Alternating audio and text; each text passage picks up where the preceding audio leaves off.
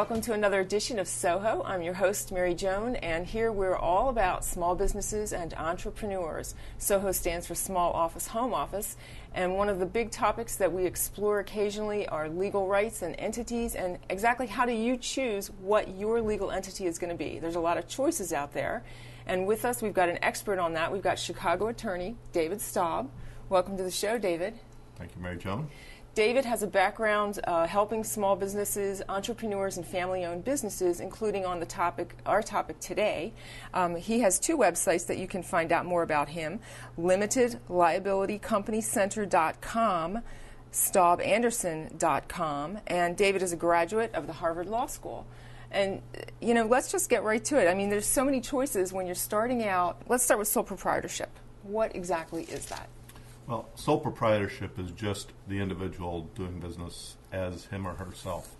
They can do business under an assumed name, but sole proprietorship is a very simple way to do business because you don't need an entity. You don't have any filings other than possibly an assumed name filing. So it's the most simple entity that you can choose. So I'm not having to pay quarterly employment taxes or anything like that if I'm a sole proprietor? If you have employees, you'll still pay employment taxes. On yourself, you would not.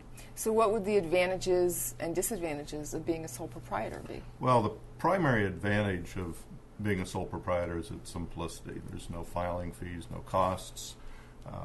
You just open your doors and you're in business. There's a couple of disadvantages. One of the disadvantages is that you're liable for anything that happens to the business. And so potentially, let's say something happens and I'm a sole proprietor, I get sued, I could actually lose my house. You can lose any assets, right? That's one reason why a lot of people should consider doing something else, but there are a lot of types of businesses where you look at it and you say there really isn't that much liability to it. So those are probably the people that ought to consider a sole proprietorship. Now, there's a couple of other reasons why you might not want to do it. If you're planning to expand the business and grow and eventually take on other investors can't invest in you. They have to invest in an entity. So at that point, you're going to need an entity. And if you've got contracts that have been entered into your own name, licenses, permits, other things, now you're going to have to transfer them into the entity. So it's possible, but you've maybe created some extra work for yourself that you could have avoided if you selected an entity as opposed to a sole proprietorship at the very beginning. Another common, there's actually two corporations, and I know about one because Newzoo Media is an S-Corp. There's also a C-Corp. How do these two differ from each other? There's a lot of misconceptions. Some people think that there's actually, when you go to the Secretary of State, that there are two types of corporations. And there's really only one corporation, and it's a corporation.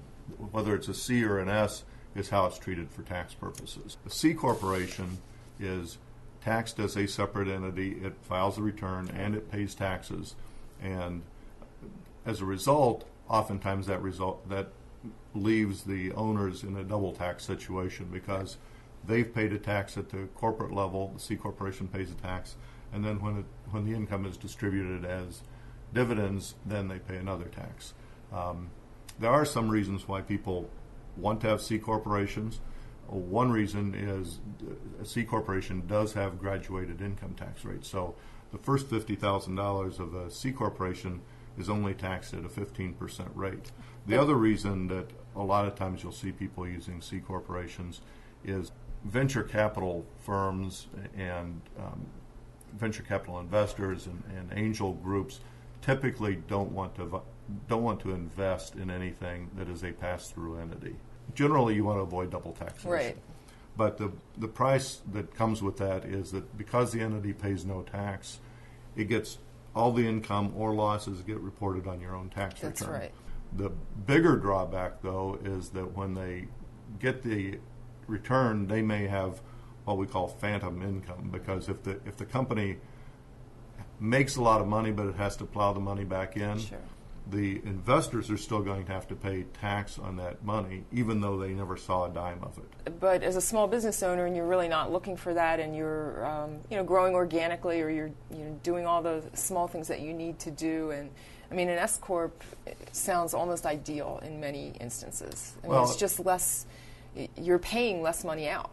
Yes. For most small businesses, and particularly if they only plan to be big after a long time, so they're going to be small and growing, the pass-through entities, whether it's an LLC or an S corporation, is usually what it comes down to. I would say that probably 90% of the businesses that I've set up are either S corporations or limited liability companies for that very reason. We're going to take a quick break. We're going to be right back to talk a little bit more about choosing a legal entity for your business.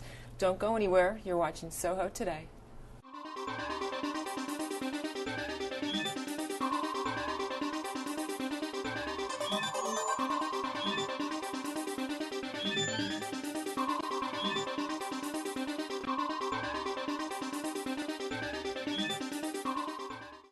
Welcome back to SOHO Today. We're here with David Staub. He's a Chicago attorney specializing in counseling entrepreneurial and family-owned businesses. And you can find his website at staubanderson.com and also llccenter.com, which has quite a bit of information about our topic today. Right before the break, we had talked about S Corps and C Corps, and now we're getting into LLCs, which stands for Limited Liability Company. But what exactly does that mean? Well, limited liability companies are relatively new in the scheme of things. All the entities that we're talking about, with the exception of sole proprietorships, which really aren't an entity at all, are all state law entities. And corporations, partnerships, limited partnerships, all go way back. But today, in most states, there are more limited liability companies formed than any other entity. And so, why is that? Why are they so attractive, I guess? Well, limited liability companies offer a lot of flexibility that you don't have in various other entities. For one thing, the annual meeting requirements that a corporation has, the annual elections of shareholders, keeping minutes, limited liability company doesn't have to do any of that. So it makes it a lot simpler to just run it. You form it and you run it. And so are you also as legally protected? The standards are exactly the same as for corporation, which is that you're not liable for the debts of the entity. They do offer the same liability and the same limitations on liability that a corporation does. They're newer, so there's less common law, but basically they have all the advantages of a corporation and none of the restrictions that you have in a corporation. So it sounds like it's probably the most popular form.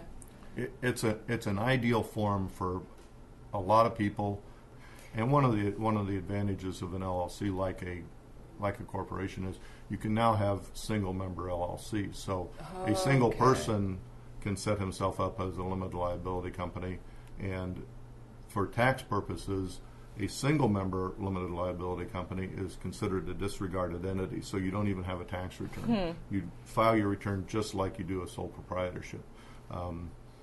And generally, the cost of forming one is typically about $100. Well, I want to thank David for being on the show today. Just to quickly wrap up, we've talked about LLCs, S Corps, C Corps, and sole proprietorships. There are other things to consider. We're running out of time, so I think we'll probably have to have David back to talk about partnerships. But if you're starting out at all, come and visit our website. There's more information on our website about it. There's also information on David's website about it, staubanderson.com and llccenter.com. And thank you so much for tuning in. SOHO Today is free of charge, 7 days a week, 24 hours a day. You can find us on sohotoday.net, and we want to hear from you. What topics are you interested in? Email us at info@sohotoday.net, because you never know, you could find yourself on SOHO.